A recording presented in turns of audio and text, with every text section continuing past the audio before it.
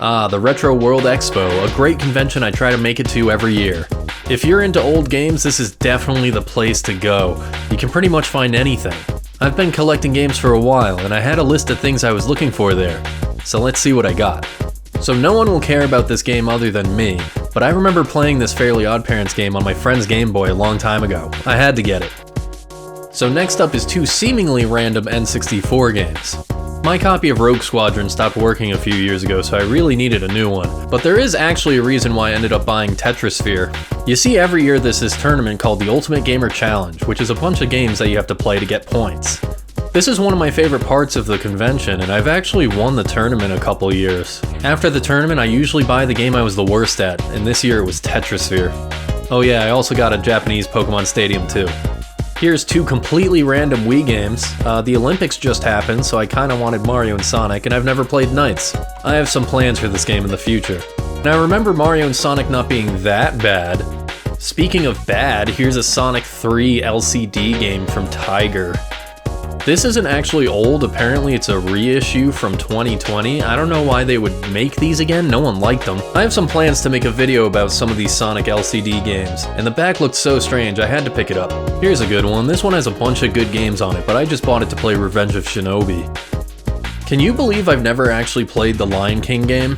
Can't wait to pull my hair out with this one. Okay, on to the good stuff. I found the first Pokédex from the original anime, and it's in great condition. I wanted this thing so bad as a kid. So I picked up a copy of Final Fantasy VIII with the intentions of finishing it this time. I never made it very far. Yeah, Tecmo Super Bowl's a classic, but here's the game I'm really looking forward to playing. I've only ever played this game on the Wii Virtual Console or the Switch Online, so I'm excited to play it on real hardware. Moving over to the Dreamcast, I found a copy of Time Stalkers. This is actually another game that I've never played, and I heard it was pretty good. Could always use more Dreamcast RPGs. Alright, and here's the big one, the white Japanese Sega Saturn, and also a memory card plus to make it region-free.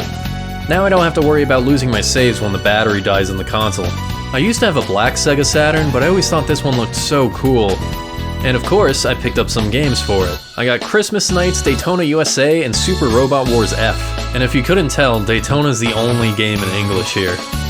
I'm pretty excited to have a copy of Christmas Nights. It reads the date and time from the Saturn, and the game actually changes throughout the year depending on what the date is. It even connects to the full version of Nights for some cool secrets. And of course, I had to get a copy of Sonic 3D Blast. I actually already streamed this whole game on my channel. And last but not least, it's actually this light that's been in the background of the whole video. Now it's not actually neon, it's LED, but I think it looks pretty cool. Well, that's everything I got, and I already can't wait for next year. Maybe I'll see you there.